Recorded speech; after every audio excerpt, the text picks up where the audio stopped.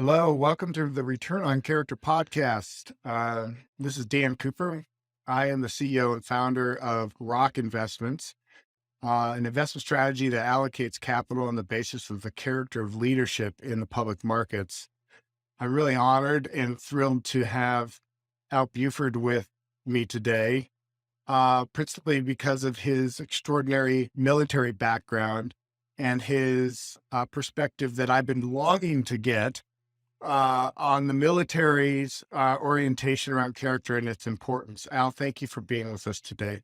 Thank you, Dan. I appreciate the opportunity.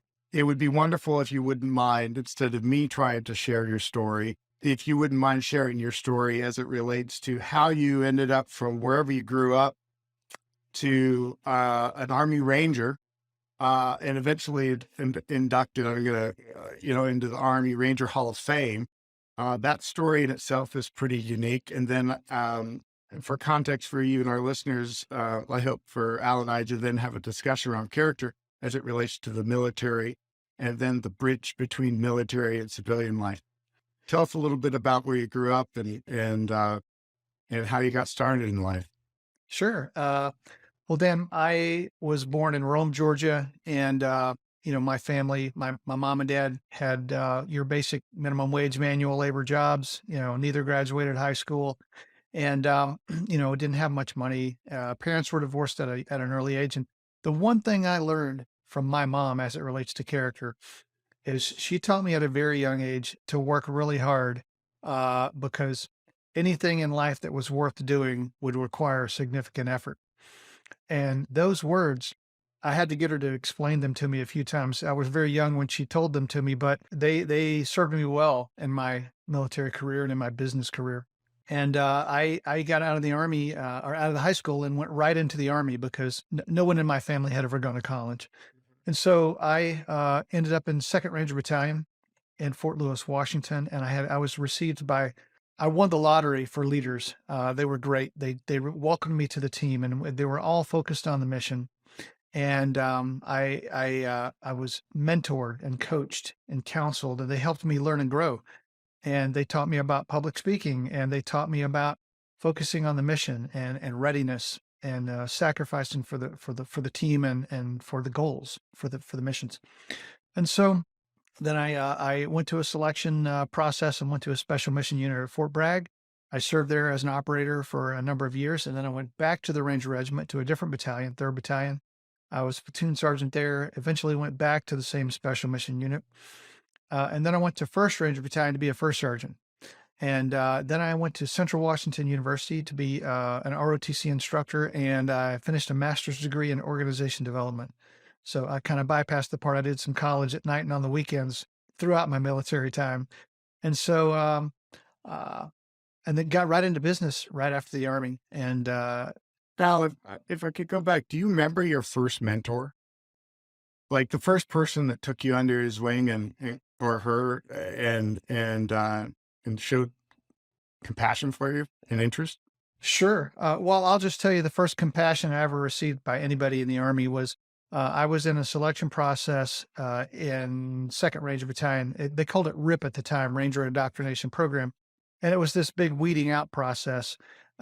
We started with probably over 100 people, and we finished up with about 30 in maybe 3 weeks. Well, I had rolled my ankle pretty badly one morning during training, and I went in to the aid station, and there was this young sergeant sitting there by the name of Stephen Trujillo.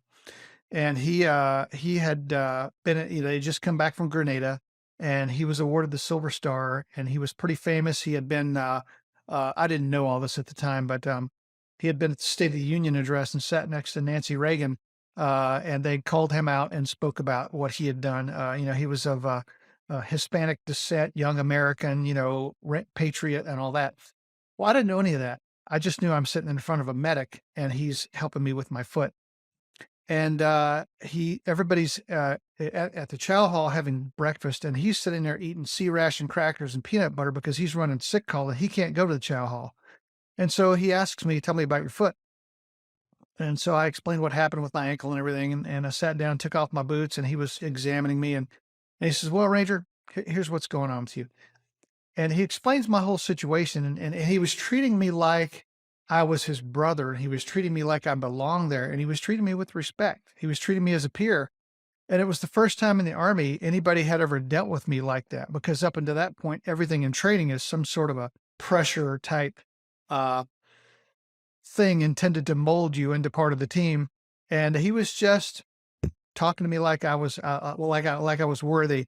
And ultimately he said, you got two schools of thought. You can uh, go over to the holdover barracks, and you can, take the Motrin and give it a couple of weeks, and you'll probably get a bad attitude hanging around those guys that quit, and you'll probably end up getting shipped off to a different kind of a unit, Korea or whatever.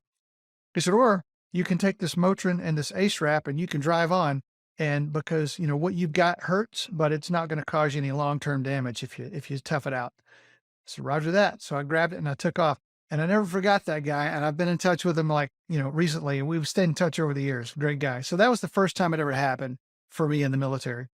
For civilians, we don't associate military with compassion. I don't think. I think, the notion of showing compassion is almost would maybe be seen as, as weakness. You went on to go, and how long did you live in, or how long were you in the military for? I was Now, in for 20 years. I retired right at 20 years so I can get out and get into business. so that was your motivation even from the beginning. Did you want to get into business right from the military, or No, when no, did that vision first kick in for you? it's an interesting question. I've told the story a bunch. I was at Fort Bragg in my assault gear in the middle of August, and it was really hot. And we had been through this shoot house scenario many, many times with it's a sand floor with tires. It's called Tire House. And we were blowing the doors of door charges, and we're using flashbangs in the rooms, and it's a lot of black smoke. And this is before anybody really took seriously a lot of the after effects of that sort of thing. And you're getting a lot of black up on your nose, and you're blowing it out for days after the fact. But I was just drenched in sweat and breathing in all that crap. And I thought to myself in that moment, one of these days I have to figure out a way to earn my living more with my brain and less with my back and my knees. And so that started me at some point down the education path through some mentoring with one of my sergeant majors, a guy named Jody, who I respected a lot. And yeah, so that was kind of the moment where I said, okay, I'm going to have to figure something out for my long game, because I'm not going to do this till I'm 60. Before we transition to your civilian business work life, were there any leaders in the military that you were under that particularly had a big impact on the way in which you lead and manage today? And that could be a leader that is awful from lessons learned, like I don't want to be that way, or a leader that was incredible and something that you espouse to. Um, Anybody come to mind as far as stories? There are a lot of them, but one of them that just came to mind just now. When you mentioned compassion, there was a sergeant major we had named Dick Davis, and he's retired from the military now, so I could talk about it. And there was a situation where somebody and he was a Vietnam veteran also, so he was of a generation of you know eons of combat experience, whereas the rest of us had little to none in that moment, and then got a little bit over time. But Dick Davis was kind of addressing something where some folks were talking trash about a guy who had a weak moment in a combat situation, and people were kind of talking trash about that guy, and his reputation was being affected by it. And he said, "Look," he goes, "let me tell you about what we did in combat was a snapshot." He said, "In Vietnam, it went on for your entire tour. A guy could be an absolute hero for 364 days." And on that 365th day, he could be having a bad moment and a bad day and not perform the way he normally did. You can't judge the whole guy by that one little moment where he had a moment of stumble, stutter stepping in a really tense life and death situation. It builds on you mentally, and he just had a moment, and you can't judge a guy on that. And that kind of maturity was, um, just amazing to me, you know? Um, and there was another one where, General Garrison was the commander, and he was talking to us about a couple of guys who had gotten in trouble over something. And I'm sorry, correction, Gerald Bardswell. He passed away not that long ago. But when he was the commander, a couple of guys had gotten in trouble over something overseas. And, ultimately, it was one of those situations where if you got in trouble, keep in mind, you might sometimes travel around the world by yourself or with one other guy or two other guys. And a lot of times the rules aren't crystal clear. Like when you're standing in a formation of 750 of your best friends, you're overseas by yourself. There's a lot of gray area, working interagency type stuff. It wasn't green army all the time. These guys got in trouble. And if it's the kind of trouble where you colored outside the lines when you were trying to accomplish a mission and it was all about the mission, well, they would typically back you in a situation like that. But if you got in trouble and it was because, it had to do with putting money in your pocket or something, or getting late or something like that, well, that kind of stuff that trouble would tend to stick to you, right? And you're accountable for that. And so he General Bardswell did something that I had never seen before in a leader. Everybody was kind of on pins and needles on the edge of their chair, waiting to see what was going to happen to these two guys who had gotten in trouble for something personal. It was the latter of the two situations I described, and they deserved to get something for it. And I don't remember exactly what they did. It doesn't matter. But um, he said something that was amazing. He said, "Look, right now I'm extremely angry about what happened. And I don't want to make a decision that's going to affect their careers and their families for the rest of their lives while I'm angry. So I'm going to wait until I'm not angry, and then I'll make a decision about what punishment they receive." Does anybody have any questions? And no one had, nobody had any questions. I was amazed by that. You talk about compassion and foresight. That to me was the epitome. Again, a legendary leader who was a Vietnam vet as an enlisted man, special forces enlisted man, and then went to OCS, and he was a colonel at the time he said that. But those kinds of leaders have a lasting effect.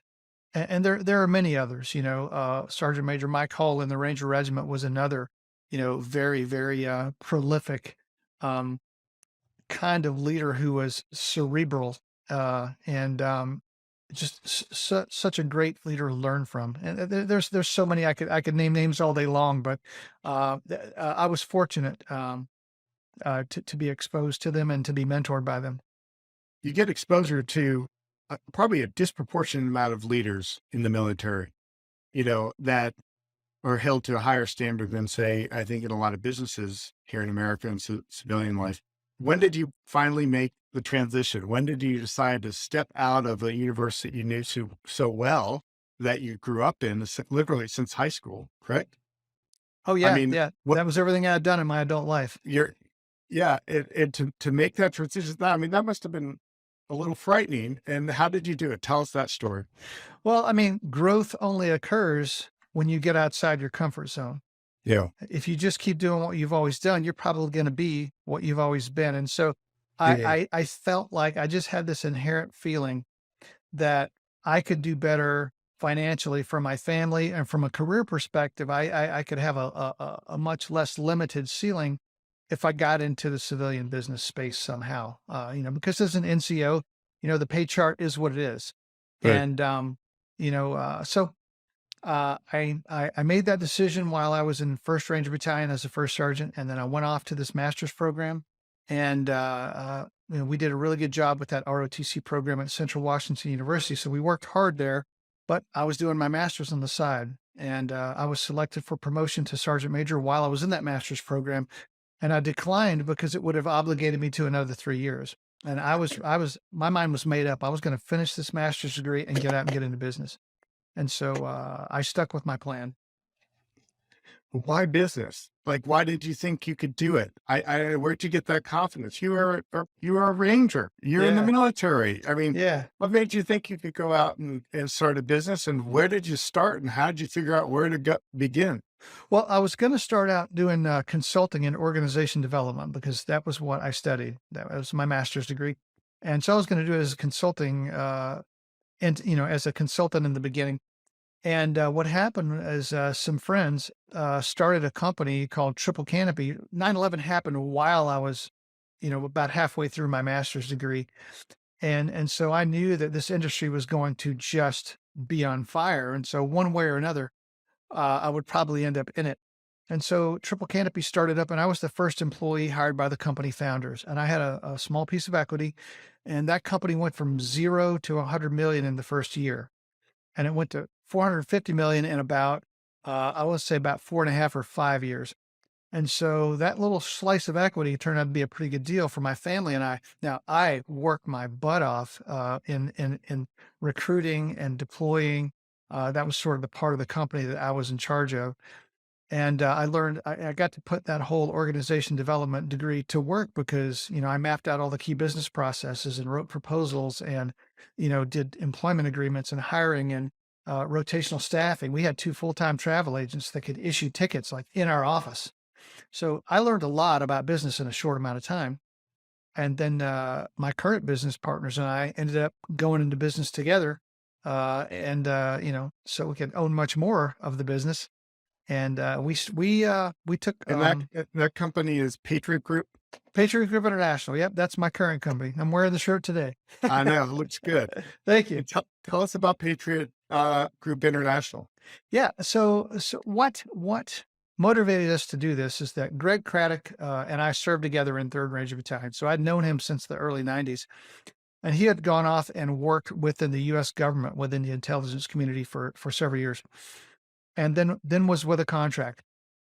And we would get together and talk about going into business once in a while. And we had a lot of different kinds of ideas, but ultimately within our industry, within this, overseas high threat protection and training and uh, signal intelligence and these companies that did this mission support work, some of them were doing it better than others. A lot of them were not doing it well in terms of how they treated the folks that did the work, the guys that deployed. There was a lot of, treating them like common laborers and that they were disposable because so many folks were available to do the work and, there was only so many contracts. And so we felt like if we focus on the mission and we treat everybody with respect the way we would want to be treated, because they're just like us. We're those guys. We're the rifle and body armor guys, just like them. We just happen to own a small company. And so that mission focus and respect ethos attracted talent over and over again. And that focus on the mission attracted customers. Customers like working with folks who are focused on their mission. And so it has helped us grow, to around 400 people. And now we're probably going to double our growth by the end of 2024, just based on a bunch of recent commercial work we've won and more government work that we expect to win. How did how did you and your partners did you end up defining kind of the culture of your company? Was there a way that you came to it? Was it informed by your military background?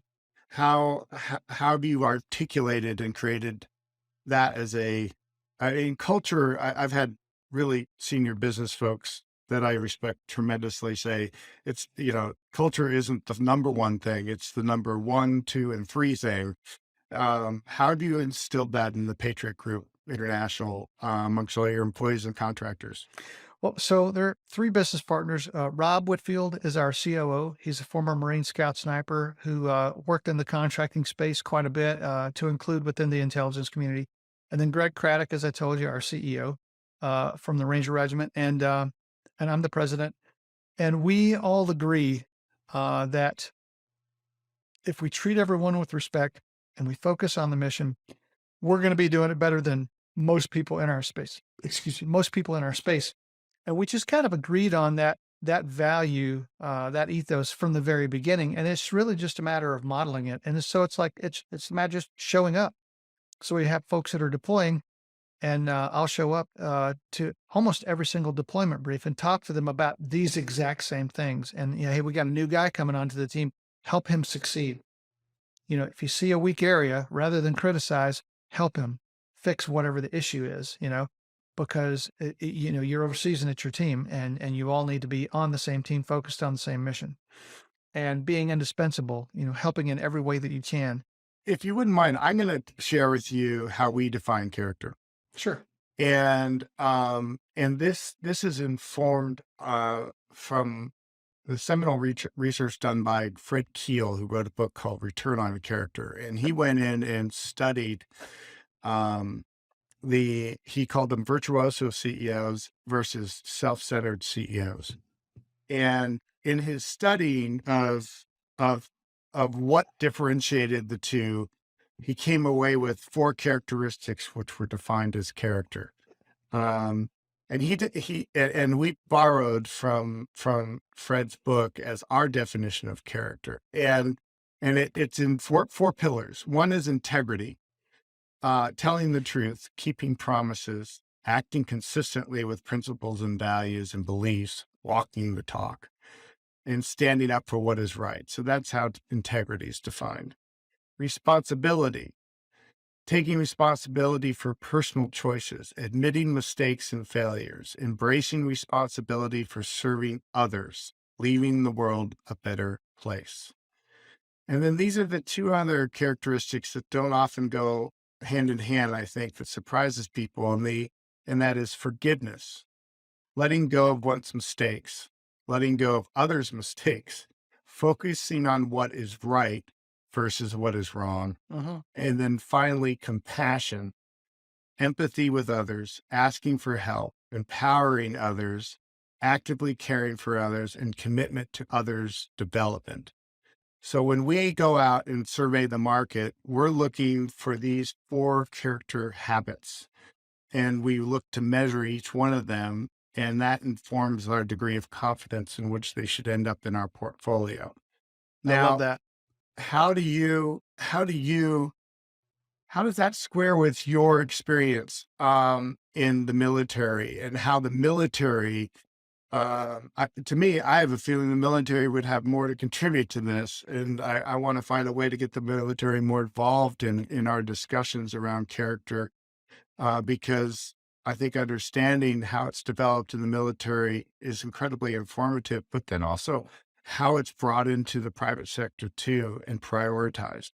I'd just love to hear your reaction to our definition. Different parts of the military and different parts of business, do all those things to varying degrees, well or not. And I feel like mostly the leaders that I was exposed to were on the right side of that, and I was fortunate. When you have a higher purpose, when your higher purpose is more than just making money, for example, in the business world, when you've got a mission that you need to accomplish, because if you accomplish that mission, these Americans are going to get to come home that you're going to rescue, or these bad guys aren't going to come and attack us here because we're taking the fight to them over there. And you leave your wife and your kids, and you get on the plane and go to where the mission is, and now you have to focus on this thing it's more important than anything else going on in the world in that moment. And so you have a chance to really do a lot of concentrated focus on all of these things you just described, because you are in it, and your commitment to the outcome, um, it's only possible if you have that level of dedication, and which probably is a part of the character that you're describing. So, is there a specific question you have related to the military part of it? I would say the thing that interests me is as it relates to character defined. To me, an expression of character in the military is almost 10x what it would be in the civilian life, only because your life is literally on the line. I mean, these men and women are showing up, and they're, like you said, get on this airplane, and they are going somewhere that they've been assigned to do. They're trusting the order of how decisions are made, and they're living this, in a way that plays out either for good or for ill if they either, follow the code of the character definition or not. And to me, the military example is the ultimate example of what, on the good side of what we really need, what's valuable when it comes to character. And we don't often get to play it out. But how specifically, how do you form this? Like for me, one of the things that's interesting about this definition is to have forgiveness and compassion as part of it. When we think from a civilian standpoint, we don't think of forgiveness and compassion as it relates to the military. Uh, Speak to me a little bit about that from your perspective in the military and your experiences as to what, how that has played in. It's not just integrity and responsibility, how have you seen that played out? Well, I mean, if you invest years of training pipeline and, hundreds of thousands or millions of dollars in these teams, to get them to a certain level of proficiency, and you've have them built and they're this well-oiled machine that can do all of these combat tasks, more about the people and the teamwork than it is about the technology. If one of them, they're all humans and they all have human experiences and human moments and things that aren't perfect. And so you're dealing with imperfect humans and you have to allow for that. And, if somebody needs coaching to get to where they need to be, well, as a leader, it's your job to provide that coaching, not to just cut them away and tell somebody to send you a new one, because it's an investment to get them to a certain point anyway. And, I think the best leaders I have ever worked with all really cared about the people, and they saw them as people, and they saw them as humans who were imperfect and all needed um, some coaching. But I have to tell you, it's the key to every bit of this is that it has to start at the top of the organization. If the commander is someone that everyone respects because of who they are and how they behave and how they conduct themselves, uh, you know, um, then it's easy to respect. So I'll give you an example. General McChrystal, Stanley McChrystal. So when he was the Ranger Regiment commander, um, they had this standard. Well, his favorite word was privation, and what that meant was the people that we would be fighting at some point. This is before 9/11. Um, they would they came typically would come from uh, countries where they didn't have a lot of creature comforts. Hardship and privation was a way of life for a lot of the people that we would end up fighting. Well, we're Americans from one of the softest cultures on the planet, and so how do you take a guy from video game land from the couch and turn him into a guy who's hard enough to be out in the elements and carrying a big heavy load and with a lot of danger and to close with and destroy the enemy? How do you take them from that to that? Well, it's through privation and given a lot of doses of that on a repeated basis. And so one of his favorite ways of doing that was really long road marches with a lot of weight and a long way to go. And so, weekly 12-mile road marches. I think we had a quarterly 20-miler, and every 6 months we had to do a 30-miler. And he was the regimental commander. He only needed to meet those requirements himself, But what he would do is whoever was doing a 30-miler in the whole regiment, and there were 3 battalions, and regimental headquarters, whoever was doing the 30-miler, he would show up and do it with them. Yeah, and Sergeant Major Hall would be there too. And so, think about how many 30-milers that guy did in a year. And this is pre 9/11. So, and everybody knew that he was doing this. And so that simple act of embracing the suck and leading the way with the privation, it wasn't just something he talked about and made other people do. He led by example. So that's an example of how, when you talk about, people can say the word culture all they want and they can have all these PowerPoint slides and, all these initiatives. But when you have a leader that's out there doing it with you all the time, more than he has to, that's an example, his fitness example, Harvard educated. I mean, all those things. It's a lot to look up to. Thank you for sharing that. That's an amazing story. Uh, Inspiring, incredibly inspiring. It informs the way I need to be behaving. And we need stories like that as examples in our life every day. The transition from civilian life. I have a cousin who was this incredible leader. He was a ranger. He was in Iraq. Uh, he led a group of men. He was on the front lines. He saw live action. He, incredible person of character and honor, I think, and was proud of his military service. He got married and realized, kind of like you, he needed to provide.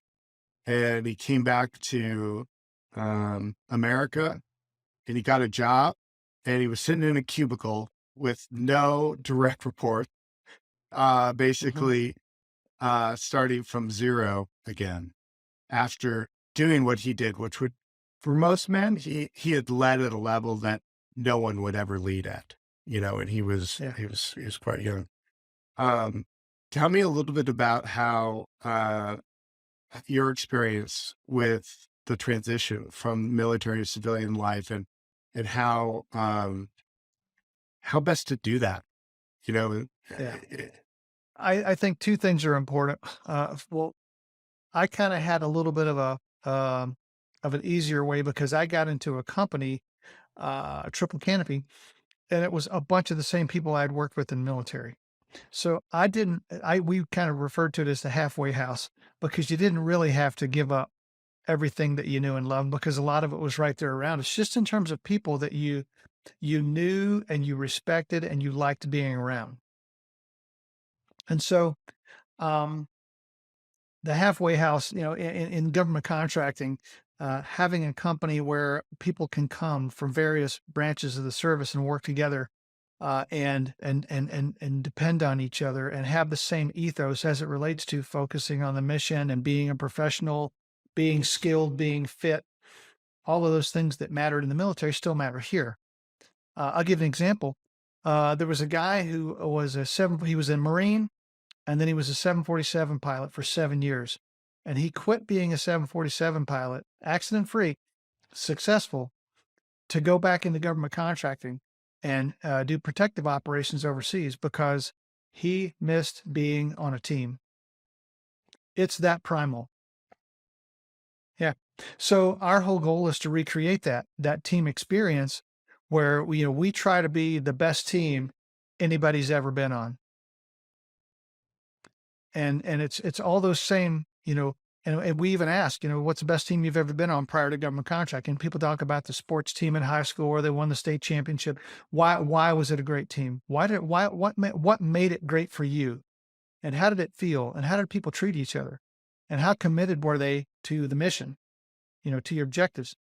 And it always is everybody was committed to the group more than themselves.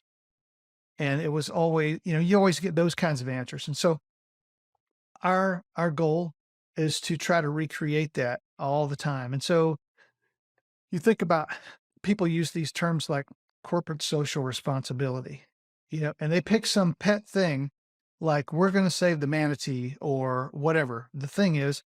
And then they say, look how much money we threw at saving the manatee, and they publish it, and they want to get some kind of an award for it and get some notoriety about it. And there's all kinds of social media about it, and people feel good about it.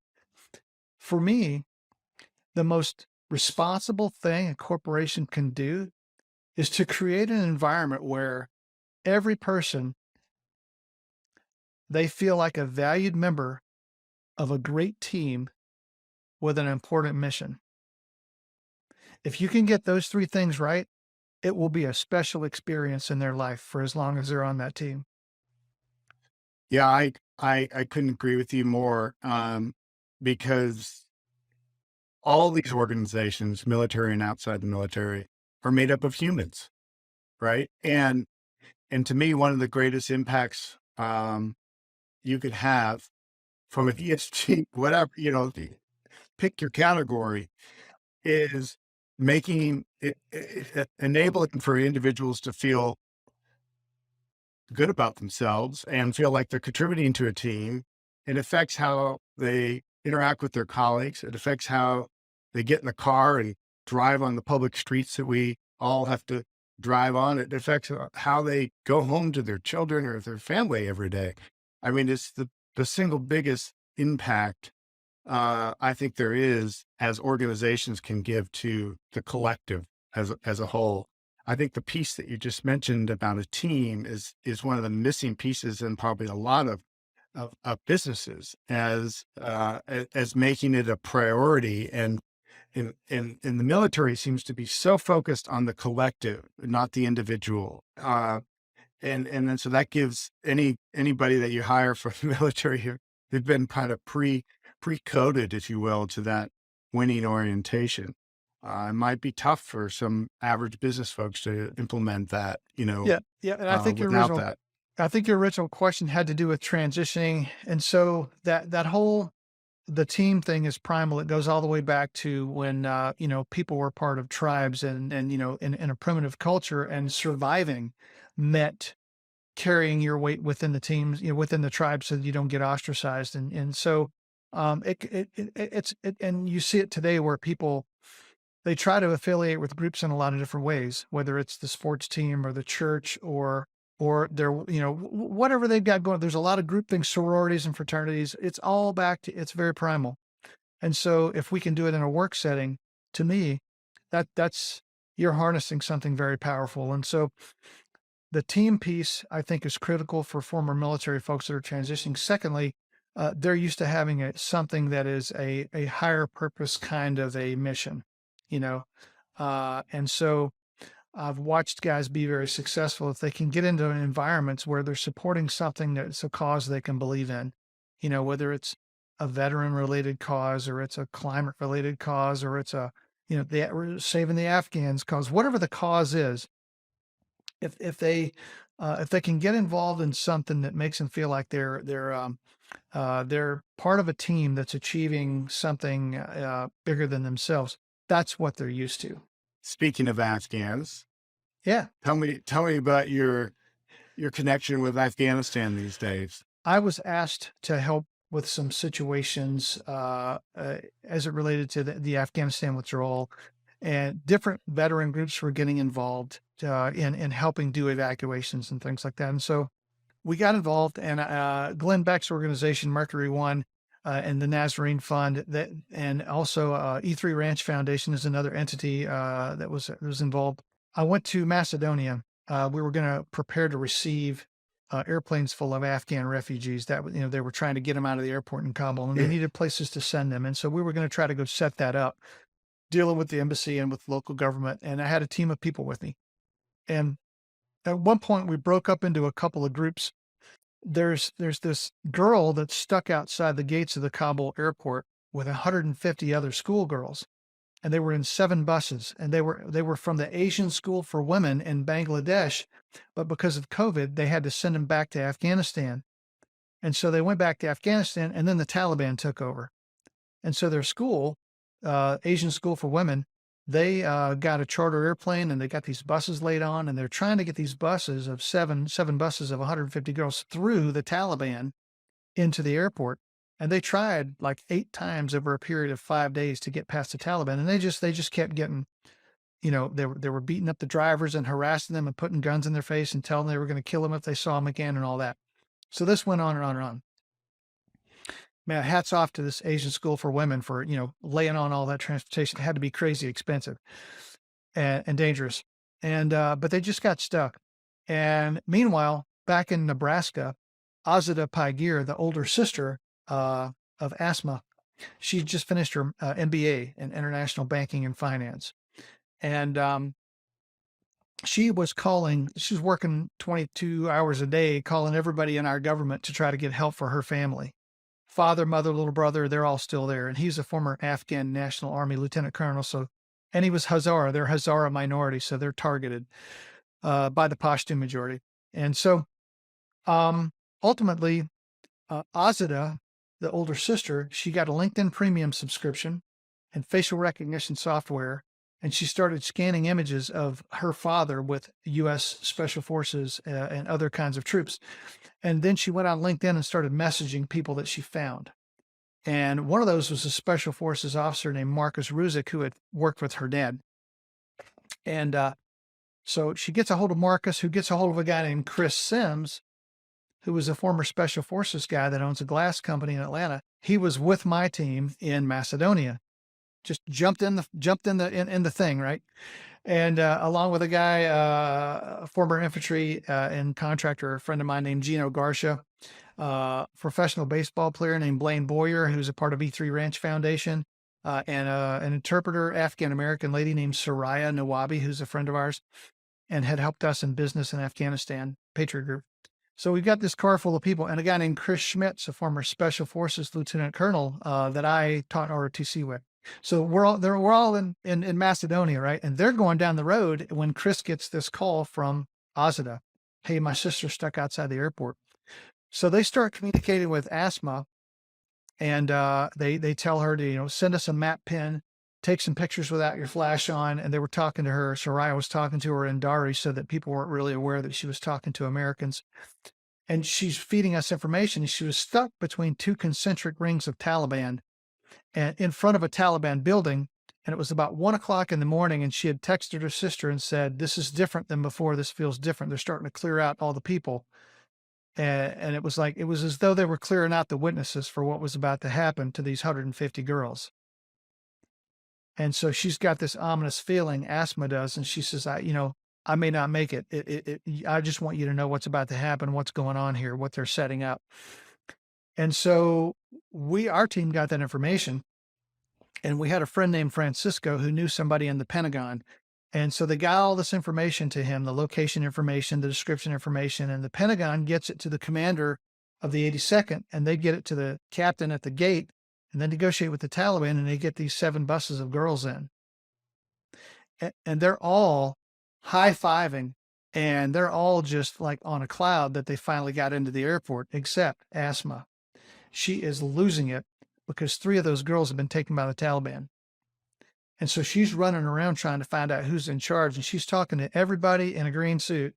Hey, there's 3 more girls out there, and we need to get them. And so she just kept on and kept on and kept on. Eventually, back on the phone with Chris and Gino in the car there in Macedonia, and they got the same information. The captain at the gate couldn't do anything without it coming through the chain of command. So we did they did the same communication chain to the Pentagon, to the commander, and back down to the guy at the gate, and then negotiated to get these 3 girls in. And about 4 or 5 days later, planes, trains, and automobiles, and different bases, and 7 times going through getting their biometrics checked and vaccinations and all the screening for COVID and all that stuff. And they're here in the United States. And I'm getting it on Signal. We're texting, and I figure out that Asma is at the Dulles Airport Holiday Inn. And so my wife and I hopped in my truck and we drove up there, and we saw her every day for like 4 or 5 days. And eventually, she of all those girls, she was going to be going to Canada because she had been accepted to a college there. And but Just a clarification, all the girls ended up in America. Yep, every one of them. Wow. Yeah. And so, but Asma was scheduled to go to Canada because she had a Canadian visa. And so they had her separated from all the rest of them, and she was with IOM. All the rest of them were being handled by the U.S. government, and Asma was being handled by IOM, which is the subcontractor for the UN, I guess. So they handle refugee movements. And so she was going to be having to get on a plane at 5 the next morning and go to Canada. But her college had already started, and she didn't have any money because the Taliban controlled everything her family had for assets. So she was going to go to Canada and sit in some camp because there was nothing for her there. And I said, well, my wife, and took her shopping for clothes and got her a phone and food and all this stuff. And after several days of that, my wife, she said, Asma was in a dressing room trying on some clothes, and she wanted Andrea to stand right outside the door and not move away from the door because she had this abandonment anxiety, and she had all this post-traumatic stress going on, a whole lot of issues. And my wife, she said, I just want to scoop her up and help her. I was like, "Oh, thank you. I was just waiting on you to say that, you know." And so, we offered, she just wanted to be safe. She just wanted to feel safe, you know, and a single Muslim girl traveling without her family, was not looked upon favorably by the families in these camps as well. And so that she was getting a lot of mean mugging from people, that were in the Holiday Inn even, because she was a minority and she was by herself and all that. And so, she said, "Well, you know, I would feel very safe if my sister could join me." And her sister was in Nebraska, and we said, "Tell her to come on." So she landed in Dulles. We picked her up. We went to the IOM and explained who we were, and we weren't human traffickers. And I gave them all my contact information, and they went through the right process with the State Department, and they released asthma. And so she stayed with us for a year, and now she's in Virginia Tech. And Azra, she's got her bank account, credit card, driver's license in Virginia, and she's interviewing for jobs. And I'm taking her for an interview this afternoon as a financial analyst, with a company in Arlington. And so, yeah, and so what's going on with asthma is she's got her asylum approved, indefinite, and we have a GoFundMe set up to help with her to pay for her college at Virginia Tech. And so, if you go to GoFundMe and you look up Asma Paigeer, ASMA, last name Paigeer, Paigeer, that's the GoFundMe for her education. And we've got her covered for this year, and now we're working on the out years. And and then there's operationkids.org in Salt Lake City. They will take donations, you know, through their 501(c)(3) if people want the tax deduction. That's fantastic. Wow. Thank I you. mean, talk about a story. Those are the stories that kind of are, you're not hearing about those stories, frankly, since the Afghan debacle. If I have a deep love, as I mentioned to you, for the Afghan people and Afghanistan as a whole. So it's good to hear. These two girls were raised unlike most Afghan girls. They were raised to be independent and educated and strong and equal in stature with males, and that has served them very well here. You know, Asma's doing great in school. Azda is just crushing her job interviews, you know, and very good. You know, the things that you would think that a person should do to be confident with your posture and your eye contact and your firm handshake and all. She's just she's crushing it, and she's a financial analyst. She's worked in Dubai and Singapore. She has her MBA in international banking and finance, and so she's doing real well in these interviews. I expect her to get interviewed or to be hired very soon, and to be able to host her family who is here in the U.S. now. Thanks for doing what you're doing, but I have a feeling that you're not looking for thanks because you probably get a lot of benefit and joy from just being around these two girls, It, right? it's I mean, it, it's it's they're it's amazing. You know, my family can't help them all, but we feel like, you know, we can do a lot of good for this family, and we're doing everything we can to help them, and it's uh, it's it'll bring a tear to your eye every time, you know, every time there's a milestone like a birthday, or you know, we're having a lot of birthdays and we're having anniversaries, and you know, all these things of that, you know, they've been around for so long now that we're starting to have these recurring events, and it's just it's very heartwarming to be able to help somebody in such a significant way. And it's they're so grateful. They're just incredibly grateful. well, my time in Afghanistan caused me to develop this bizarre, still unexplainable affection for the Afghan people that I still to this day don't understand. And they have a way of being having such pride in just Yeah, their own culture, their country, and how they hold themselves is inspiring. And I'm thrilled that you're doing what you're doing. Well, Al, thank you so much for being with me on this show and sharing your story, sharing your insights on character, your experience in the business world, and finally, just the story of asthma and your efforts collectively there to do the right thing in a situation that I think we can all agree upon is incredibly sad and messy and needs a lot of care and love. yeah.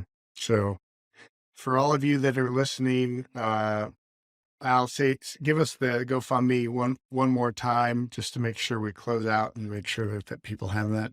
Yep, it's asthma. Go to GoFundMe and type in ASMA, asthma, and Paigeer, Paigeer, and that's her GoFundMe. And I will get you set up with her, Dan. You will love talking to her, and you'll love talking to Ozda. I'll get you set up with both of them. They're both great public speakers. They speak English very well, and you will enjoy the conversations because it's about a lot of the same things we're talking about right now. Okay. Well, thank you for being a champion for character, and I appreciate you being able to share with us. Thank you, Dan. I appreciate it. It's been fun.